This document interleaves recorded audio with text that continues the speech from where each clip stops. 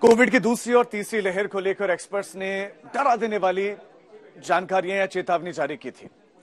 Vaccination drive को लेकर और भारत में वैक्सीनेशन की उपलब्धता को लेकर प्रश्न चिन्ह खड़े किए थे, लेकिन ये तमाम एक्सपर्ट्स भारत को लेकर गलत साबित हुए। और उसके पीछे की वजह क्या थी?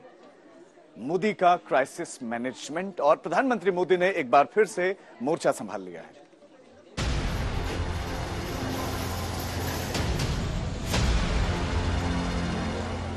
हम आगे बढ़े उससे पहले लॉकडाउन पर मोदी के सर्वे की चेकलिस्ट आपको बताते हैं।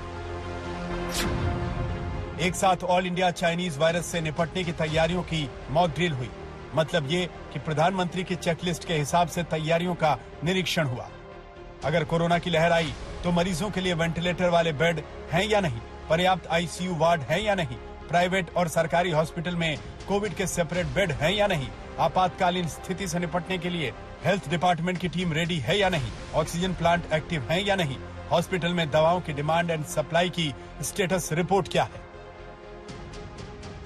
प्रधानमंत्री जी ने निर्देश दिया है कि हमें सतर्क रहना है, तैयारी करनी है। उसको देखते हुए लगातार भारत सरकार की ओर से कोविड आने वाले दिनों में देश में न फैले उसके लिए तैयारी की जा रही है।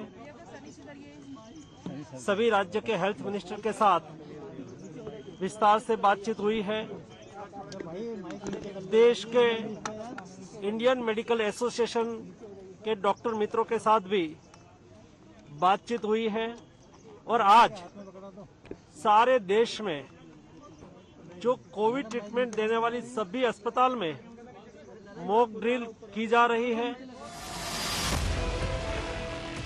उत्तर से लेकर दक्षिण तक, पूरब से लेकर पश्चिम तक सभी हेल्थ सेंटर पर मॉक ड्रिल की गई।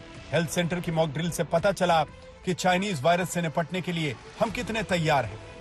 सिस्टम में कोई कमी है तो वक्त रहते पता चल गया।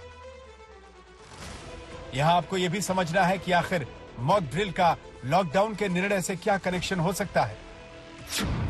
लॉकडाउन का मतलब है पूरे इलाके को सीज कर देना। आपातकालीन सेवाओं को छोड़कर पब्लिक प्लेस में एंट्री पर पूरी तरह बैन लगा दिया जाता है। मकसद होता है कोरोना वायरस के संक्रमण को कंट्रोल करना। अगर कोविड से लड़ने की तैयारी पूरी है तो लॉकडाउन की नौबत नहीं आएगी। मॉक ड्रिल के रिजल्ट से सरकार को पता चल गया कि कोरोना से लड़ने की तैयारी कितनी फुल प्रूफ है। सरल शब्दों में समझें तो मॉक ड्रिल का रिजल्ट तय करेगा कि लॉकडाउन की जरूरत है या नहीं। हमारी सारी हॉस्पिटल कोविड केस देश में बढ़े तो संपूर्ण तरीके से तैयार रहे, ताकि देश के नागरिकों को दिक्कत ना रहे और उसको अच्छी तरह से ट्रीटमेंट मिल सके। आज सफदरजंग अस्पताल में मैंने प्रत्यक्ष आके कोविड वार्ड का निरीक्षण किया। जिस तरह से यहाँ व्यवस्था तैयार की गई है, वैसी ही व्यवस्था देश की सभी सरकारी अस्पताल में और प्राइवेट अस्पताल में भी तैयारी की जा रही है। देश के हर राज्य में मॉक ड्रिल की गई। सभी राज्यों के हेल्थ मिनिस्टरों ने चाइनीज वायरस से पैदा होने वाले खतरे से निपटने के इंतजामों का लाइव टेस्ट किया। आज यहाँ मॉक ड्रिल किया गया, किस तरह से किसी पेशेंट को आके 5 मिनट के अंदर अंदर उसके डिजायर्ड एरिया में जहाँ उसको ले जाना है वहाँ पूरा टेस्ट करके या पूरा चेकअप करके इमीडिएटली वहाँ डिसीजन मेकिंग प्रोसेस सीमलेस हो, उसका मॉक ड्रिल भी हमने देखा यहाँ पे। तो अच्छा है, अभी तो व्यवस्थाएं सारी अच्छी हैं। सभी अस्पतालों में जो हमारे ऑक्सीजन प्लांट्स हैं, ऑक्सीजन कंसंट्रेटर्स हैं और वेंटिलेटर्स हैं, चिकित्सीय स्टाफ है, चिकित्सक हैं, नर्सेज हैं, वो उपलब्ध है और किस ढंग से इलाज करना है। राज्य की जनता को कैसे बेहतर स्वास्थ्य प्रबंधन दे सके, इसके लिए प्रयासरत है। निश्चित तौर पर आप देख रहे हैं पीएसए प्लांट का हमने जो है जांच किया है और भी सब ऑपरेशनल है और सारे काम कर रहे हैं और कुछ कैसे बेडों की संख्या बढ़ाना है, कैसे और अतिरिक्त सुविधा देना है, इस पर हम लोग चिंतन करेंगे। लाइव टेस्ट के रिपोर्ट कार्ड में लॉकडाउन की संभावनाओं का पूरा जवाब मौजूद है। मोदी के सर्वे में क्या निकला, बहुत गौर से सुनिए। पहला सब्जेक्ट बूस्टर डोज।